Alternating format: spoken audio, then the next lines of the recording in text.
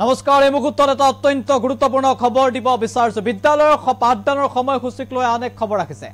1 অক্টোবৰৰ পৰা পুনৰ পূৰ্বৰ সময়সূচী অনুসৰি হ'ব বিদ্যালয়ৰ পাঠদান কেহতীয়াকৈ জিলা প্ৰশাসনৰ ফালৰ পৰা জাৰি কৰা হৈছে কেতবোৰ নিৰ্দেশনা পিছে কোনখন জিলাত এই নিৰ্দেশনা জাৰি কৰা হৈছে সবিশেষ আনি টকছ দৰ্শকৰ বাবে লৈ আহিছো গুৰুত্বপূৰ্ণ খবৰ 1 অক্টোবৰৰ পৰা পুনৰ পূৰ্বৰ সময়সূচী অনুসৰি আৰম্ভ হ'ব বিদ্যালয়ৰ পাঠদান কামৰূপ মেট্ৰৰ প্ৰশাসনে জাৰি কৰিলে জৰুৰী নিৰ্দেশনা পূৰ্বে সলনি কৰা হৈছিল পাঠদানৰ সময়সূচী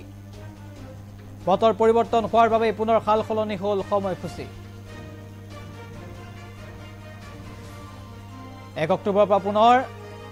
পুৱাৰ ভাগত বিদ্যালয়ৰ যি পাঠদান পূৰ্বে 7 বজাত কৰা হৈছিল সেয়া সলনি কৰা হৈছে আৰু আমি ইতিমধ্যে উল্লেখ কৰিছো পূৰ্বৰ সময়সূচী অনুসৰি পুনৰ পাঠদান অনুষ্ঠিত হ'ব আৰু এখন হৈছে নিৰ্দেশনা এই নিৰ্দেশনা জাৰি কৰা হৈছে আমি ইতিমধ্যে উল্লেখ কৰিছো কামৰূপ মেট্ৰ জিলা প্ৰশাসনৰ ফালৰ পৰা জাৰি কৰা হৈছে গুৰুত্বপূৰ্ণ নিৰ্দেশনাখন আমি ইতিমধ্যে দেখুৱাইছো যেটো 7:30 পৰা 12:30 আছিল কামৰূপ মেট্ৰ ডিস্ট্ৰিক্ট জিলাত সেয়া সম্পূৰ্ণৰূপে পুনৰ উঠাই দিয়া হৈছে আৰু পূৰ্বৰ যি নৰ্মেল স্কুল টাইমিং আছিল সেয়া পুনৰ বাহাল ৰখাৰ নিৰ্দেশ জাৰি কৰা হৈছে অৰ্থাৎ পূৰ্বে যি ধৰণে বিদ্যালয়সমূহ খোলা হৈছিল সেই নিৰ্দেশনা মানি চলাৰ বাবে নিৰ্দেশনা জাৰি কৰা হৈছে কাৰণ পূৰ্বে বতৰ অত্যন্ত গৰম হৈছিল বা বতৰৰ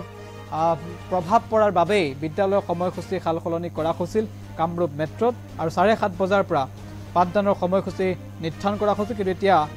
বতৰ কিছু ঠাণ্ডা পৰিছে খাম কাটিছে যাৰ বাবে পুনৰ কামৰূপ মেট্ৰ জিলা প্ৰশাসনৰ ফালৰ পৰা এই জৰুৰী নিৰ্দেশনা জাৰি কৰা হৈছে বিদ্যালয় খোলাৰ ক্ষেত্ৰত এই জৰুৰী নিৰ্দেশনা জাৰি কৰা হৈছে কামৰূপ মেট্ৰ জিলা প্ৰশাসনৰ ফালৰ পৰা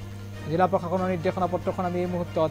দেখুৱাইছো বিদ্যালয়ৰ সময়সূচী ইতিমধ্যে হাল সলনি কৰা হৈছে আৰু কামৰূপ মেট্ৰ জিলা প্ৰশাসনে ইতিমধ্যে জাৰি কৰা হৈছে এই নিৰ্দেশনা